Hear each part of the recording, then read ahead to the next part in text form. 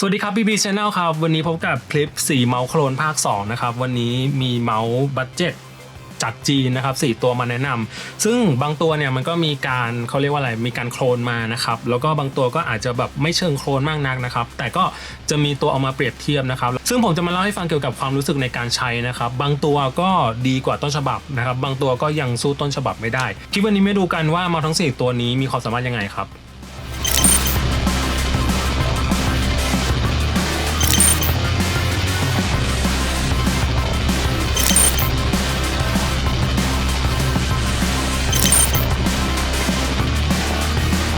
เริ่มที่ตัวแรกนะครับ Mechanic L7 Mix ครับตัวนี้ก็เพิ่งออกได้ไม่นานนะครับแล้วก็รูปทรงเมาส์ครับผมจะให้เพื่อนๆดูก่อนเป็นรูปทรงผมคิดว่ามันมีความคล้ายกับ Saupin Z2 อ่ะคือจะเป็นเมาส์ทรงไฮบริดเป็นทรงมือขวาหน่อยๆแต่ตัวนี้ผมรู้สึกว่ามันค่อนข้างแปลกนิดนึงคือเนี่ยครับผมให้เพื่อนๆดูด้านล่างก่อนนี่ครับตัวนี้ L7 Mix นะครับตัวนี้ Z2 สังเกตว่ามันจะเป็นทรงมือขวานะครับแล้วก็มีความเอียงมีความสอดรับกับอุ้งมือคล้ายๆกันนะครับแต่ Z2 เนี่ย Z2 ตัวเนี้ยมันจะเป็นเมาส์ทรงไฮบริดเลยเพราะว่าปุ่มคลิกมันจะมีความตรงเห็นไหมครับแต่ L7 Mix นะครับปุ่มคลิกมันจะมีความเอียงนิดๆนะครับแต่โดยรวมทรงมันคล้าย Z2 เว้ยเพียงแต่ว่าปุ่มมันจะมีความเอียงแบบเมาส์ทรงมือขวาเลยเพราะฉะนั้นผมก็เลยค่อนข้างลังเลเหมือนกันว่าไอ้เมาส์ทรงเนี่ยมันเป็นทรงอะไรผมสรุปง่ายๆแล้วกันมันเป็นทรงมือขวาที่มีความคล้ายกับ Saupin Z2 เพื่อนๆลองดูงานดีไซน์ด้านล่างดิผมคิดว่ามันเท่ดีนะสวยดีนะคือมันมีรูเพื่อลดน้ำหนักใช่ไหมครับแต่รูตรงเนี้ยมันก็แบบเป็นลวดลายดีเทลที่ค่อนข้างเท่แล้วก็มีความแข็งแรงมากนะครับผมรู้สึกว่างานดีไซน์ของเมาส์ตัวนี้มีความแข็งแรงไม่รู้สึกว่ามันกองแกงเลยซึ่งน้ำหนักเนี่ยประมาณ54 กรัมครับถือว่าเป็นเมาส์ที่เบาพอสมควรเลยแล้วก็งานดีไซน์งานประกอบผิวโคตติ้งค่อนข้างดีนะครับเมาส์ตัวนี้เซนเซอร์ยังเป็น3395อยู่นะครับแล้วผมอยากจะให้เพื่อนๆดูสวิตช์ตรงนี้ครับเขาจะเป็นสวิตช์ที่สามารถโยก polling rate นะครับ 1K กับ 8K เขาจะมีตัวเลขเขียนไว้เลยตรงนี้นะเราอยากใช้ตัวไหนก็โยกเอานะครับซึ่งอันนี้ถือว่าเท่มากนะครับเพิ่งเคยเห็นจากเมาส์ตัวนี้เหมือนกันนะครับจะใช้ 8K ก็โยกไปที่ 8K นะครับซึ่งปรับได้ง่ายมากสวิตช์คลิกเนี่ยตามข้อมูลมันเป็นหัวโน่บูเชลพิงดอทนะครับแต่ผมรู้สึกว่าแอบไม่ค่อยเหมือนหัวโน่เท่าไหร่คือมันจะมีความเด้งกว่าหัวโน่คือหัวโน่เท่าที่ผมเคยใช้มันจะมีความนุ่มๆมีความดูดซับแรงอยู่แต่ตัวเนี้ยจะมีความเด้งมากเดี๋ยวไปฟังเสียงคลิกกันนิดนึง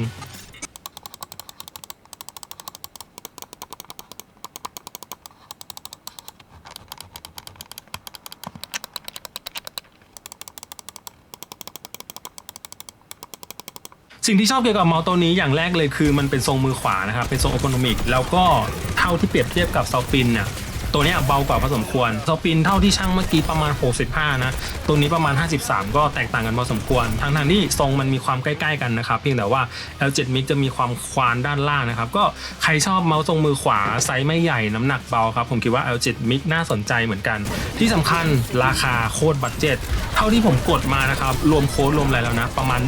1,000 เป๊ะๆเลยนั่นแหละสำหรับเมาส์ราคา 1,000 เราได้ประมาณนี้ผมถือว่าโอเคนะครับก็เป็นอีกหนึ่งตัวเลือกครับ Mechanic L7 Mix ครับตัวต่อไปครับ Kaizona M617 นะครับสรุปง่ายๆเลยมันจะมีความเป็น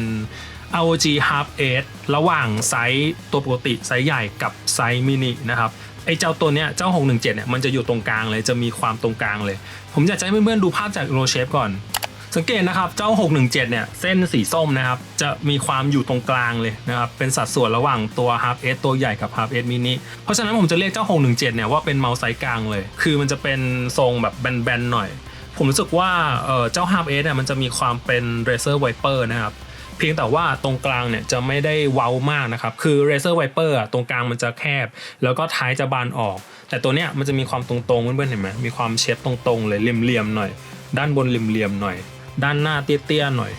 แบนๆหน่อยนะครับท้ายไม่ได้โด่งมากสำหรับน้ำหนักตัวนี้ประมาณ61 กรัมนะครับถือว่าหนักเหมือนกันถ้าเกิดเทียบกับ Half Edge นะเพราะว่าตามข้อมูลเนี่ย Half Edge อยู่ที่ประมาณ50 กว่ากรัมนะครับตัวนี้ก็จะหนักกว่าหน่อยก็นั่นแหละมันอาจจะแบบไม่ได้ลดน้ำหนักอะไรมากมายก็ถ้าเกิดใครรู้สึกว่า Half Edge เบาไปตัวนี้ก็น่าจะเป็นคำตอบสำหรับเซนเซอร์ยังเป็น3395อยู่นะครับแล้วก็พลังเรทสูงสุดสามารถรีดได้ถึง 8,000 แต่ก็อาจจะไม่ใช่ 8,000 แท้คิดว่านะส่วนหนึ่งที่มันหนักผมคิดว่าเป็นเรื่องของแบตตัวนี้500 มิลลิแอมป์นะครับก้อนใหญ่เหมือนกันใช้ได้ที่ประมาณ100 ชั่วโมงครับสำหรับสวิตช์นะครับไคโซน่าเขาโฆษณาว่าเป็นสวิตช์ที่เขาร่วมมือกับโฮโน่เลยนะครับไคโซน่า X โฮโน่นะครับคัสตอมไมซ์ไมโครสวิตช์ clear purple shell white dot micro switch ชื่อยาวนิดนึงนะครับรองรับการคลิกที่ประมาณ90ล้านครั้งผมรู้สึกว่าเป็นสวิตช์ที่ใช้แรงน้อยมากมีความเป็นออมรอนนะครับแต่อาจจะแบบไม่ได้ดิดเด้งเท่าออมรอนจะมีความนุ่มๆเหมือนของ Huono Blueshield Pink Dot นิดรู้สึกว่าผมชอบสวิตช์นี้ว่ะไปฟังเสียงคลิกนิดนึง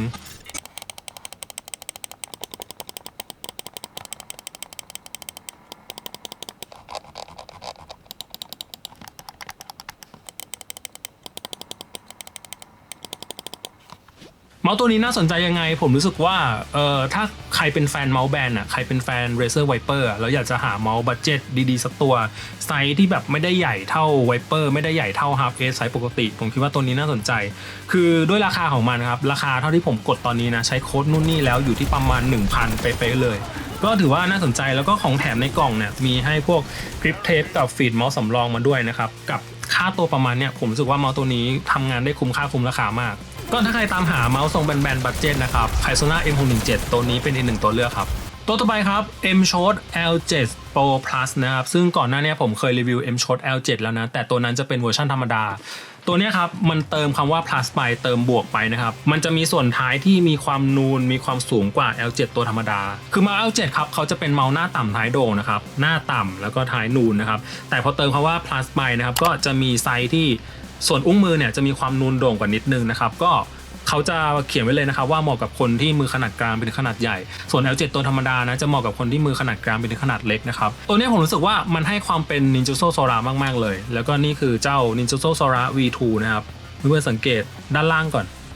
มันอาจจะไม่ได้โคนเป๊ะๆนะครับแต่ผมรู้สึกว่าได้เรื่องของความที่ตรงกลางแคบนะครับด้านท้ายบานออกนะครับสวิตช์ด้านหน้ามีความเตี้ยนะครับ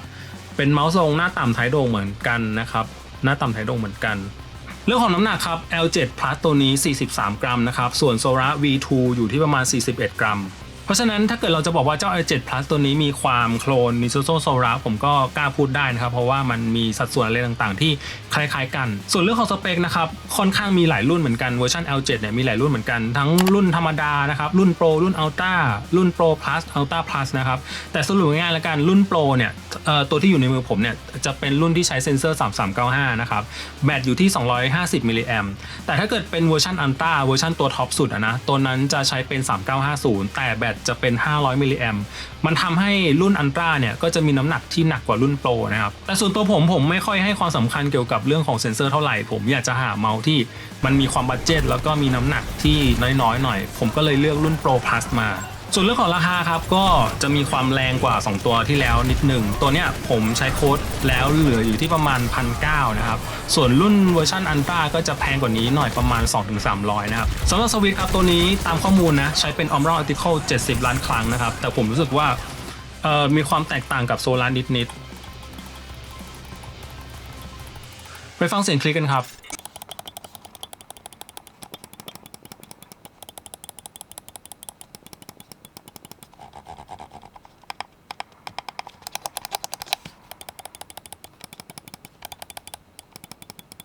ตัวนี้สามารถใช้พึ่งเรทได้ที่ 8,000 นะครับแล้วก็ให้ตัวรับ 8K มาด้วยหน้าตาเป็นอย่างนี้นะครับส่วนของอื่นๆในกล่องก็เป็นพวกกริปเทปให้กริปเทปมาด้วยนะก็นี่แหละค่าตัวเกือบ 2,000 ถามว่าคุ้มไหมส่วนตัวผมคิดว่ารับได้กับราคานี้เนื่องจากหลังๆเนี่ย M-Shot ค่อนข้างเป็นแบรนด์ที่พัฒนามากขึ้นกว่าเดิมแต่เพื่อนๆก็อาจจะมีคำถามว่าแล้วเราจะอัพราคาไปเอา Ninjutsu Sora เลยดีไหมถ้าถามความเห็นผมนะผมก็ยังรู้สึกว่าโซล่ามันดูดีกว่านิดๆแต่มันก็อาจจะจ่ายแพงกว่าถูกไหมคือถ้าเกิดใครมีงบประมาณ 2,000 เนี่ยแล้วอยากได้แบบโซล่าเนี่ยผมคิดว่าเจ้า L7 Pro Plus คือคำตอบแต่ถ้าเกิดคนที่งบถึงโซล่าก็แนะนำให้ไปเอาโซล่าเลยดีกว่าจบไปเลยตัวสุดท้ายครับราปู VT3 นะครับซึ่งเป็นแบรนด์ที่เราอาจจะไม่ค่อยเคยได้ยินชื่อเท่าไหร่นะครับตัวนี้เพิ่งออกสดๆร้อนๆเลยนะครับแล้วก็ตัวนี้เป็นสีเรียกว่าสีพิเศษดีไหมเพราะว่าก็เป็นสีที่แปลกๆนิดนึงนะครับราปูตัวนี้ครับเป็นเมาส์ทรงเออร์โกนอมิกนะครับแล้วก็เป็นเออร์โกนอมิกที่มีความใหญ่ๆนิดนึงอ้วนๆนิดนึงนะครับรูปทรงผมให้ความรู้สึกคล้ายกับตัว WL Mouse นะครับ Source X นะครับตัวนี้รู้สึกว่ามีความโคลนกันเลยมีความโคลนกันเลยเพียงแต่ว่าอันนี้เป็นเวอร์ชันที่ไม่มีรูแล้วก็เป็นเมาส์พลาสติกไม่ใช่เมาส์แมกนีเซียมแบบของ WL Mouse นะครับคือสัดส่วนเนี่ยมันอาจจะแบบไม่ได้โคลน 100% นะครับแต่ถ้าถามว่า จับแล้วรู้สึกถึงเมาส์ตัวไหนผมรู้สึกถึง Sword X ตัวนี้นะเรื่องของน้ำหนักครับตัวนี้ประมาณ56กรัมตัวนี้ประมาณ48กรัมก็นั่นแหละตัวนี้มันเป็นแมกนีเซียมมีรูนะครับน้ำหนักก็ต่างกันพอสมควรเลย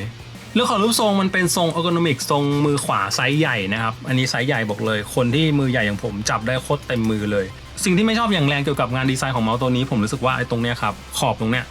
แม่งมีความคมมากเลยเพื่อนๆคือเขาไม่ได้ลบคมเลยนะครับรู้สึกว่าบางครั้งนะมือผมไปจับเนี่ยแล้วมันมีความแบบรู้สึกไม่ค่อยชอบเท่าไหร่นิ้วมันจะบาดเลยตรงเนี้ยนะครับซึ่งจะแตกต่างกับซอส X ตรงเนี้ยเพื่อนๆเห็นไหมมันมนมากเลยตรงเนี้ยขอบตรงเนี้ยนะครับ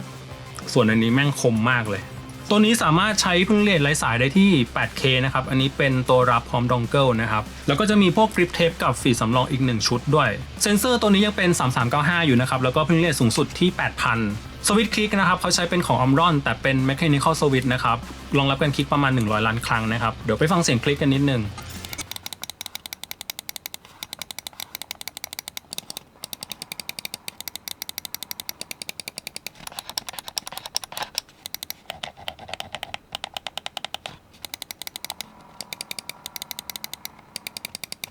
ตามข้อมูลนะเพื่อนๆแบตตัวเนี้ยเขาบอกว่าสามารถใช้ได้ที่500ชั่วโมงอันนี้ผมไม่ค่อยอยากจะเชื่อเท่าไหร่มันค่อนข้างจะเยอะไปหน่อย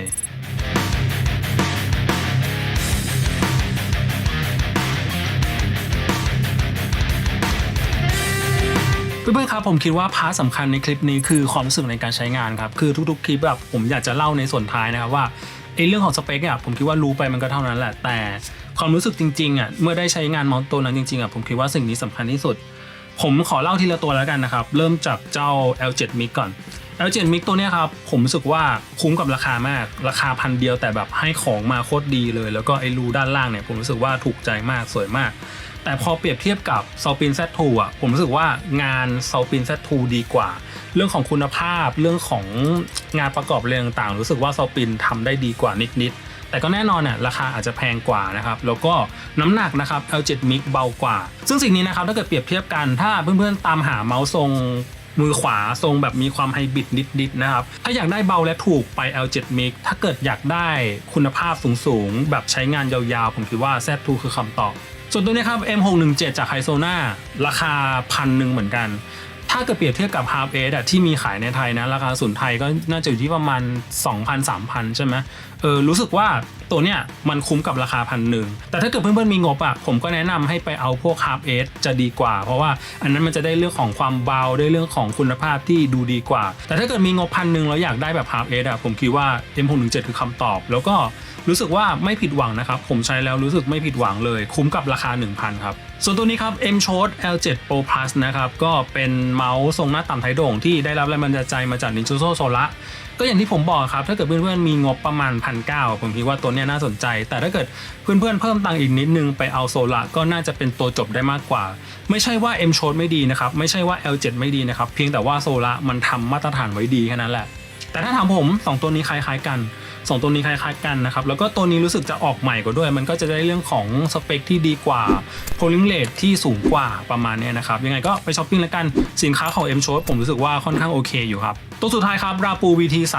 เป็นอีกหนึ่งตัวที่ค่อนข้างที่จะคิดหนักเหมือนกันเพราะว่ามันดีคนละแบบนะครับถ้าเกิดเปรียบเทียบกับ Sword X ตัวเนี้ยมันหนักกว่า Sword X นะครับแต่ก็จะได้เรื่องของสเปคที่ดีกว่าโหดกว่านะครับส่วน Sword X มันเป็นเมาส์แมกนีเซียมนะครับก็จะได้เรื่องของความเบานะครับแต่สวิตช์ก็จะใช้แรงคลิกที่หนักเหมือนกันตัวนี้ครับจะมีสวิตช์คลิกที่หนักกว่าลาปูนะลาปูจะคลิกได้ง่ายกว่าแล้วก็จะมีความสแปมได้รัวกว่าตัวเนี้ยคลิกแข็งมากเพราะว่ามันเป็นเมาส์แมกนีเซียมเป็นเรื่องปกติแต่ผมก็รู้สึกว่าลาปูก็ทำได้ดีนะครับมันไม่ใช่เมาส์กระจอกเลยนะแล้วก็ถ้าเกิดเปรียบเทียบกับราคาก็ค่อนข้างคุ้มกับราคาเหมือนกันส่วนเนี้ยเพื่อนๆก็ต้องไปคิดเพิ่มอีกนิดนึงนะครับว่าเราอยากจะได้เมาส์เบาแต่มันคลิกแข็งหรือว่าอยากจะได้เมาส์ที่มีน้ำหนักเพิ่มขึ้นมาแต่ก็คลิกได้ง่ายกว่าอันนี้ก็เป็นอีกหนึ่งส่วนที่ต้องไปคิดต่อแล้วกันแต่เมาส์4ตัวที่ผมรีวิววันนี้นะครับก็ไม่ผิดหวังทุกตัวครับเพื่อนๆเลือกตัวไหนก็ได้เพียงแต่ว่าเอาให้มันเข้ากับความต้องการของเราเรื่องของรูปทรงเรื่องของราคาเรื่องของสเปคนะครับมันแตกต่างกันแต่โดยรวม4ตัวนี้ถือว่าผ่านมาตรฐานที่ผมตั้งไว้นะครับไปช้อปปิ้งแล้วกันนะครับปักตะกร้าไว้แล้วครับเจอกันกับคลิปหน้าครับสำหรับวันนี้สวัสดีครับ